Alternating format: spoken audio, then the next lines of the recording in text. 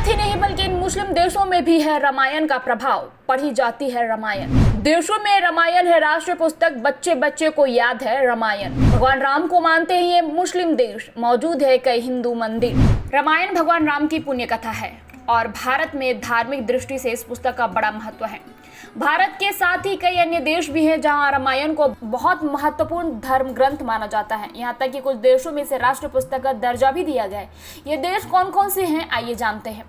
Thailand में रामायण को राष्ट्रीय पुस्तक का दर्जा प्राप्त है। थाई भाषा में रामायण को राम खियन के नाम से जाना जाता है। इसका अर्थ है राम की कीर्ति।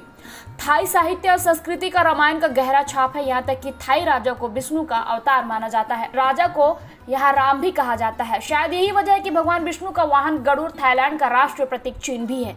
यह देश बौद्ध धर्म बहुल है, लेकिन इसके बावजूद भी भगवान राम में थाईलैंड के निवासियों की अटूट आस्था है। यहाँ आज भी राम का गुणगान और उनकी लीलाओं का मंचन किया जाता है। इंडोनेशिया में 90% आबादी मुस्लिम है। इसके बावजूद भी यहाँ रामायण को राष्ट्रीय काव्य ग्रंथ का दर्जा दिया गया है। इंडोनेशिया में होने वाले रामायण भी विश्व प्रसिद्ध है। इंडोनेशिया दुनिया का वह पहला देश है जिसने 1973 में अंतर्राष्ट्रीय रामायण सम्मेलन का आयोजन किया था। इस देश में रामायण को लेकर दीवानगी भारत से कम नहीं है।